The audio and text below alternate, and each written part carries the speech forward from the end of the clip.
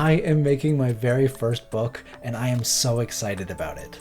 I also wanted to talk about my experiences as someone who has spent a lifetime on creative pursuits that didn't really work out, and how I'm taking all of those experiences and failures and turning them into something really special. Let's talk about it. For those of you who are new here, hi, I'm Nish, and for the last year I've been working on a series where I sculpt fantastical creatures, all set in an original world called GOBLANDS, and now I'm making it into a book, a field guide to GOBLANDS. It's going to be an art book, a storybook, and it's going to be a tool for game masters. I feel like every creative person kind of dreams about making a book someday, but I never really thought it would be me. I'm not the best reader or writer, but this really isn't a typical book. It's something really only I can make. Though I've been working on GOBLANDS for a year, it's really more of a lifelong project, a combination of all the skills I've acquired over a lifetime of creative pursuits. This whole channel is kind of that, but I never really saw how those skills could be connected until I started working on this book. Being able to craft something I could then photograph and photobash onto a page next to illustrations and text that I wrote that was inspired by D&D games that I played, it just really put everything into perspective. Over the last 7 years, I've been really trying to find my creative identity, and I feel like I finally found it through this YouTube channel. This project and this book are the most authentic expressions of myself, which sounds dumb because we're talking about a book about goblins, but it's true. As a young artist, people are going to tell you over and over again to write what you know, and I always found that advice really annoying. I felt like I didn't have anything worth saying, I felt like my life story wasn't worth telling. Ultimately, I felt like people wouldn't care about what I know because what I know is stupid. And then I started making GOBLANDS, and people liked it. People liked it more than anything I've ever made because it was honest, because it was what I know. So as much as I hate that advice, I think that it's good advice. I think you should write what you know. This book is also a gift for my younger self. As a kid, I found it really hard to read. It's something I still struggle with, but I love flipping through books with really cool pictures. I want this book to be so undeniably cool that my younger self would have picked it up and been encouraged to read, and maybe also convinced that magic was real. This book, Dragonology, is exactly that. It is perfect. I don't have my own copy. I had to get this one sent to my local library. When I went to go check it out, the librarian laughed because she definitely wasn't expecting a 30-year-old man to be the one who requested this book. But hey, I can't enjoy little flip-throughs and tactile, immersive fantasy books? Get out of here. Books like this made me want to be an illustrator when I was younger. In art school, I minored in illustration, but I never really got any work as an illustrator except designing people's D&D characters. And even though that work was sporadic, it made me realize how important D&D has been for me creatively, and made me want to give something back. D&D kept me creatively fulfilled while I worked as a commissioned oil painter. It also kept me sane during the pandemic. I started playing D&D in around 2017. I had been begging people for years to let me play in their games, and when I finally got to play, it was everything I ever wanted. I got to write stories that I didn't have to finish, I got to give a gift to my friends, and it got me to start sculpting again, something that I stopped doing when I was a kid because people really just encouraged me to draw instead. So I decided to make a system-agnostic supplement for role-playing games. At first I thought it would be cool to make a monster manual for GOBLANDS, but the idea of creating all of these wonderful creatures and then telling you to kill them felt bad. A niche craft's guide to slaughtering goblins just isn't my vibe at all. And plus there are also a ton of great third-party monster manuals out there, and I wanted to add something different to the space.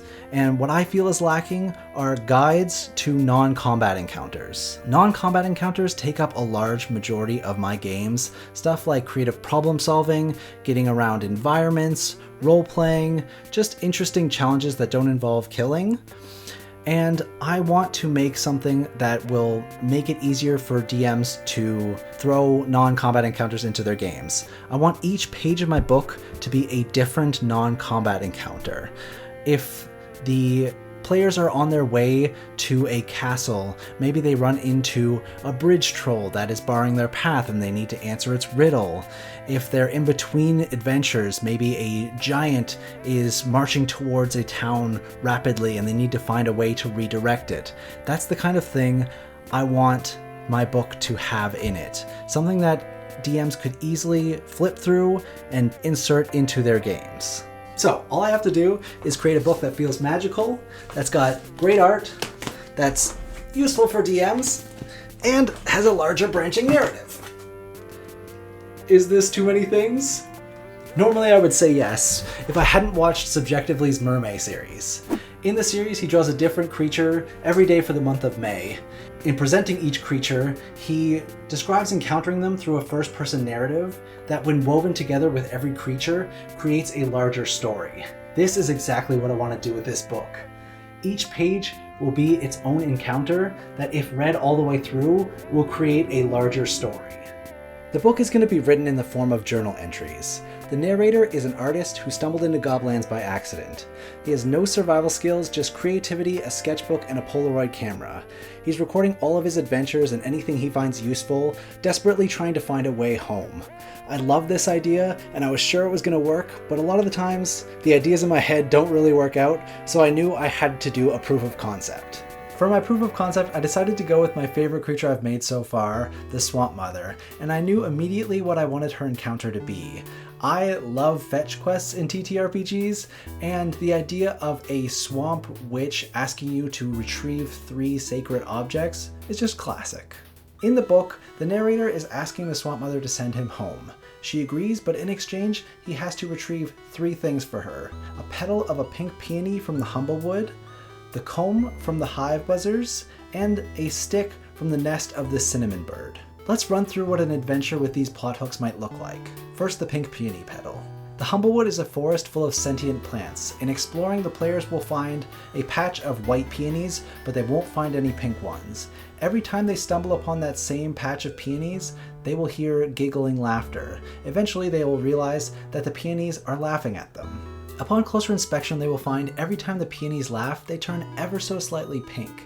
The challenge then becomes, how do you get the flowers to turn fully pink? In other words, how do you get the flowers to blush? The players will have to come up with a creative way to make the flowers blush so that they can pluck a petal from it. In the book, the narrator has to strip completely naked.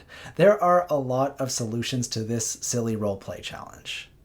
After retrieving the petal, the players will have to find the hive buzzers. The hive buzzers are these strange creatures that are a mix between fairies and bees, and they are very drawn to the smell of flowers. So when the players approach with this peony petal, they will be immediately swarmed. When someone is stung by these creatures, they immediately break out into hives, which begin to rapidly swell, weighing them down. The more times they're stung, the heavier their body will be, and the harder it is to get away. This is the reason they're called hive buzzers. In the book, the narrator uses smoke to calm them down long enough to get away, but there are a lot of creative ways to outrun these fearsome foes. The third challenge is to retrieve the stick from the cinnamon bird's nest. The cinnamon bird is the size of a dragon and can breathe fire, so you're not meant to fight it. Instead, you're meant to lure it away from its nest so that you can climb up. But that's the second challenge. Just getting up to the nest is a challenge in itself. And the third challenge is facing off against its babies. The babies are blind but have acute hearing, and they'll be alerted to your presence right away. They themselves are mostly harmless but can shoot sparks and light you on fire, so you need to either dodge them or distract them long enough to retrieve a stick from the nest. The sticks are made of cinnamon. Once you've gathered the petal, the honey, and the cinnamon stick and brought it back to the Swamp Mother, she'll put them into boiling water and drink them as tea. She actually doesn't need these components to cast the spell. Instead, she feeds on suffering, and making you do these very annoying tasks revitalized her. She'll agree to grant your wish, but always with a monkey's paw twist, and she's very dumb and sees through time, so she can kind of make up her own rules. I'm going to be working on this book for the next couple months, and every time I sculpt something for GOBLANDS, I'm going to add it to the book. If you want updates on the book, I'm going to post all of them over on my Patreon, including these 2 test pages. Thank you so much to all my patrons who have continued to support me through my little summer hiatus. I was working on commissions and taking part in an art festival and traveling, but I'm back now and back to regularly scheduled videos, and I have a lot of exciting things planned. If you like this video, please let me know in the comments, subscribe if you haven't already, and as always, let me know what you want to see me make next time. Bye!